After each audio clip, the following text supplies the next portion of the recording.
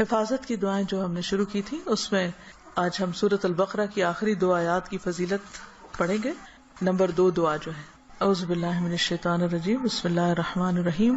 آمن الرسول بما انزل الیہ من ربہ والمؤمنون کل آمن باللہ وملائکتہ وکتبہ ورسلہ لا نفرق بین احد من رسلہ وقالوا سمعنا واطعنا غفرانک ربنا والیک المصیر لا یکلف اللہ نفسا الا وسعها لها ما كسبت وعليها ما اكتسبت ربنا لا تؤاخذنا ان نسينا او اخطأنا ربنا ولا تحمل علينا اصرا كما حملته على الذين من قبلنا ربنا ولا تحملنا ما لا طاقة لنا به واعف عنا واغفر لنا وارحمنا انت مولانا فانصرنا على القوم الكافرين. عبداللہ بن عباس بیان کرتے ہیں کہ ایک دن جبریل علیہ السلام نبی صلی اللہ علیہ وسلم کے پاس بیٹھے ہوئے تھے کہ ایک بہت زور کی آواز سنی. جبریل علیہ السلام نے اپنا سر اٹھایا اور کہا کہ آسمان کا ایک دروازہ ہے جو آج کھلا ہے، آج سے پہلے یہ کبھی نہ کھولا گیا. پھر اس سے ایک فرشتہ اترا. جبریل علیہ السلام نے کہا کہ یہ ایک فرشتہ ہے جو آج سے پہلے کبھی زمین پر نہیں اترا. فرشتے نے سلام کیا اور کہا کہ آپ صلی اللہ علیہ وسلم کو 2 نوروں کی خوشخبری ہو جو آپ کو عنایت ہوئے ہیں، آپ سے پہلے یہ کسی نبی کو نہیں دیے گئے. اور دوسری سورۃ البقرہ کی آخری آیات، کوئی حرف اس میں سے تم نہ پڑھو گے کہ اس کی مانگی ہوئی چیز تمہیں نہ ملے، یعنی اس کو پڑھ کر اور دعائیں بھی قبول ہوتی ہیں. تو بات یہ ہے کہ اللہ تعالیٰ نے مختلف چیزوں کو مختلف پر فضیلت بخشی. جیسے رات ساری برابر نہیں، رات کا آخری حصہ اپنے فضیلت کے اعتبار سے باقی رات پر بھاری، یعنی سحری کا وقت جو ہے اس میں اللہ سبحانہ وتعالیٰ خاص طور پر دعائیں سنتے ہیں. اسی طرح دن کے اول حصے میں اللہ نے برکت رکھی ہے، اللہم بارک لی امتی فی بکورہا، یعنی صبح صبح کا جو وقت ہوتا ہے. اسی طرح ہفتے کے دنوں میں جمعے کے دن کو فضیلت بخشی، سال کے مہینوں میں رمضان کو فضیلت بخشی. اسی طرح جگہوں کے اعتبار سے اللہ تعالیٰ نے مکہ کو خاص طور پر چن لیا. پیغمبروں میں بھی اللہ تعالیٰ نے بعض کو بعض پر فضیلت دی.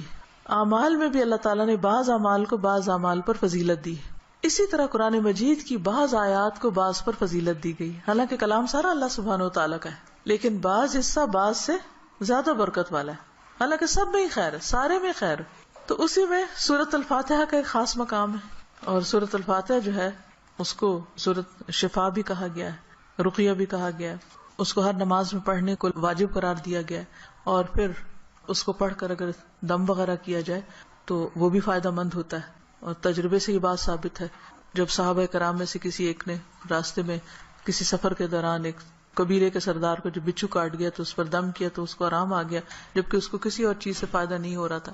تو اب یہ جو خصوصیت سورۃ الفاتحہ کے اندر ہے وہ کسی اور حصے میں اس طرح نہیں ہے. اسی طرح سورۃ البقرہ کی آخری 2 آیات بھی بہت اہمیت کی حامل ہیں، اور ان کی ایک فضیلت جو یہاں پتہ چلتی ہے کہ ان کو پڑھ کر اگر کوئی شخص دعا کرتا ہے تو وہ دعا قبول ہوتی ہے. ایک اور حدیث میں آتا ہے، عبداللہ بن مسعود سے روایت ہے کہ جب رسول اللہ صلی اللہ علیہ وسلم معراج پر تشریف لے گئے تو آپ سدرۃ المنتہا تک پہنچے. زمین سے جو کچھ بھی چڑھتا ہے وہ یہیں آ کر ٹھہر جاتا ہے، پھر لے لیا جاتا ہے، اور جو اوپر سے اترتا ہے وہ بھی یہیں ٹھہر جاتا ہے، پھر لے لیا جاتا ہے. اللہ تعالیٰ نے فرمایا یخشی السدرۃ ما یخشی، جب ڈھانپ رہا تھا سدرہ کو جو کچھ کے ڈھانپ رہا تھا. جب نبی صلی اللہ علیہ وسلم معراج پہ تشریف لے گئے تو جو بیری کا درخت تھا اس کے اوپر جو روشنی تھی اس کی بات ہو رہی ہے. عبداللہ نے کہا کہ سونے کے پتنگے تھے وہ جو اوپر چھا رہا تھا. پھر رسول اللہ صلی اللہ علیہ وسلم کو وہاں 3 چیزیں دی گئی تھی، ایک تو 5 نمازیں، دوسری سورۃ البقرہ کی یہ آخری آیات، اور تیسری آپ کی امت میں سے اس شخص کے باقی تمام تباہ کرنے والے گناہوں کو اللہ نے بخش دیا جو اللہ کے ساتھ کسی کو شریک نہ ٹھہرائے، جو شرک نہ کرے. تو یہ 3 چیزیں ملی تھی جن میں نماز کا ذکر عام طور پر ملتا ہے کیونکہ اس کے بارے میں مزید وضاحت سے احادیث بھی ہیں. تو اس حدیث سے کیا پتہ چلتا ہے کہ سورۃ البقرہ کی آخری 2 آیات عرش کے نیچے سے ایک خاص خزانے سے نصیب ہوئی ہیں، اور یہ نبی صلی اللہ علیہ وسلم ہی کو ملی ہے، باقی انبیاء کو نہیں دی گئی. ایک اور روایت سے پتہ چلتا ہے، نعمان بن بشیر سے روایت ہے کہ نبی صلی اللہ علیہ وسلم نے فرمایا کہ اللہ تعالیٰ نے آسمان و زمین پیدا کرنے سے 2000 سال پہلے ایک کتاب لکھی. اس کتاب میں سے 2 آیات اتاری جن کے ساتھ سورۃ البقرہ کو ختم کیا. کب کی بات ہے یہ؟ زمین و آسمان کے پیدا کرنے سے 2000 سال پہلے کی بات. قلم کب پیدا ہوا تھا؟ 50,000 سال پہلے باقی چیزوں کی تخلیق کے. جس گھر میں 3 رات یہ آیات پڑھی جائیں شیطان اس کے قریب نہیں آتا. رسول اللہ صلی اللہ علیہ وسلم نے فرمایا مجھے سورۃ البقرہ کی آخری آیات عرش کے نیچے ایک خزانے سے دی گئی. مجھ سے پہلے یہ آیات کسی نبی کو نہیں دی گئی. یعنی یہ آپ کی خاص خصوصیت ہے کہ آپ کو یہ نصیب ہوئی. اور پھر ایک اور جگہ یہ بات بھی پتہ چلتی ہے ان آیات کے بارے میں کہ جو شخص رات کے وقت ان آیات کو پڑھ لیتا ہے تو وہ اسے ہر چیز سے کافی ہو جاتی. تو آپ اس کو اپنی عادت بنا سکتے ہیں, رات کو سونے سے پہلے پڑھ لیں یا کسی نماز میں پڑھ لیں, مغرب یا عشاء کی نماز میں پڑھ لیں یا ویسے ہی بیٹھ کے پڑھ لیں, کیونکہ ان کی فضیلت بہت زیادہ ہے. تو ان آیات کا ترجمہ جو ہے وہ آپ دیکھ سکتے ہیں قرآن پاک ترجمے والے سے. لیکن یہ ہے کہ جو خاص بات ان آیات میں کی گئی ہے, پہلے تو اس میں ایمان پر بات ہے کہ رسول خود بھی ایمان لائے ہیں اور سارے مومن بھی. کن کن چیزوں پر؟ اللہ پر, ملائکہ پر, کتب پر, رسول پر. دوسری اہم بات لا نفرق بین احد من رسلہ, کہ ہم رسولوں کے درمیان فرق نہیں کرتے. فضیلت جو اللہ نے ان کو دی وہ اللہ ہی نے دی, لیکن ہمارا کیا فرض بنتا ہے کہ سب پر ایمان لائیں.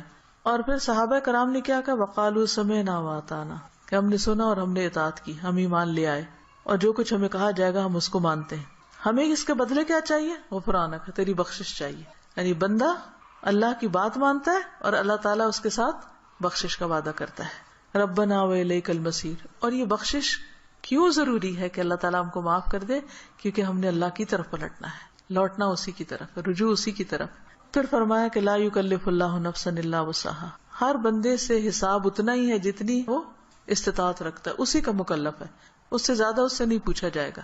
چاہے جسمانی صحت ہو, چاہے مال ہو, چاہے اولاد یا عقل یا کچھ بھی, تو ہر شخص کا حساب اتنا ہی ہے. لہا ما کسبت وعلیہا ما اکتسبت, اسی کو ملے گا جو اس نے نیکیاں کی اور اسی کے ذمہ ہے وبال جو اس نے غلط کام کیے. فائدہ بھی اسی کا اچھے کام کرنے کا اور نقصان بھی اسی کا غلط کام کرنے کا. تو پھر ہم دعا کیا کرتے ہیں, ربنا لا تؤاخذنا ان نسینا او اخطانا, اللہ اگر ہم بھول جائیں یا ہم سے خطا ہو جائے تو ہمیں پکڑنا نہیں, مؤاخذہ نہیں کرنا. ربنا ولا تحمل علینا اصرا کما حملته علی الذین من قبلنا, اللہ ہم پر وہ بوجھ نہ ڈالنا جو ہم سے پہلے لوگوں پہ ڈالا. یعنی ان کی شریعتیں جو تھی وہ مشکل تھی, ہماری شریعت بہت آسان ہے. مثلا نبی صلی اللہ علیہ وسلم جب حج پہ تشریف لے گئے تو آپ نے کچھ ریچولز کی ایک ترتیب بتائی, لیکن چونکہ کراؤڈ بڑا تھا تو اس ترتیب میں کچھ لوگوں نے فرق کر دیا. کیا تھا کہ جیسے آپ پہلے رمی جمار کریں, پھر اس کے بعد سر مڈائیں, پھر اس کے بعد احرام کھول دیں, لیکن کچھ لوگوں نے اس ترتیب کو آگے پیچھے کر دیا. تو اس پر آپ نے فرمایا لا حرج, لا حرج, کوئی حرج نہیں, کوئی نقصان نہیں. تو یہ ہمارے دین کی ایک سہولت ہے, آسانی ہے. تو یہاں دعا یہ مانگی جا رہی کہ اللہ جس طرح پچھلے لوگوں کے اوپر پابندیاں لگ گئی تھی یا ان کو کچھ مشکلات ہوئی تھی تو ہمیں اس سے محفوظ رکھنا. ربنا ولا تحملنا ما لا طاقت لنا به, اللہ ہمارے اوپر ایسا بوجھ نہ ڈالنا جس کی ہمیں طاقت نہیں. ہم دیکھیے کہ اگر ہم امن سے ہیں, سلامت ہیں, ہم سانس لے رہے ہیں, کھا پی رہے ہیں, جس کا مطلب اللہ کی رحمت ہے ہم پر. کوئی بھی چیز آپ دیکھیں کہ کسی وقت بھی آؤٹ آف کنٹرول ہو سکتی, سورج کسی وقت آؤٹ آف کنٹرول ہو سکتا ہے, ستارے آپس میں ٹکرا سکتے ہیں, زمین کے اندر سے لاوا ابل سکتا ہے, زلزلہ آ سکتا ہے, انسان کسی کام کرنے کی سکت نہ رکھے, بیٹھے بٹھائے اس کو کچھ ہو سکتا ہے, اس کے بولنے کی قوت, اس کے دیکھنے کی, اس کے سننے کی کچھ بھی چھن سکتی ہے. تو اللہ تعالیٰ سے ہم دعا کرتے کہ یا اللہ ہم پر وہ بوجھ نہ ڈال جس کے اٹھانے کی ہمیں سکت نہیں, یعنی ایسی کسی آزمائش میں نہ ڈالنا کہ جس سے ایمان جانے کا خطرہ ہو. کچھ دن پہلے مجھے کسی نے فون کیا اور بتایا کہ فلاں جگہ پر جو لوگ قید ہوئے تھے ان میں سے ایک کو 40 سال کی قید و مشقت کی سزا سنائی گئی. جگہ کا نام میں ویسے نہیں لے رہی کہ پھر پن پوائنٹ ہو جاتا ہے کہ کہاں کی بات. تو میری بیٹی نے کہا کہ میرے ذہن سے یہ بات اتر ہی نہیں رہی, کیونکہ جو اس آدمی کی بیوی تھی اس نے فوراً ہی خلا لے لی کہ میں تم اتنا ویٹ نہیں کر سکتی, اور حالانکہ اس کی بچی بھی تھی چھوٹی, اور 40 سال تک کون جیتا ہے ماں باپ میں سے, بہن بھائیوں میں سے, کہ جو اس کو پیچھے ملنے کے لیے جائیں, اور سزا بھی کوٹڑی کی سزا ہے کیونکہ تکلیف دہ قسم کی سزا ہے.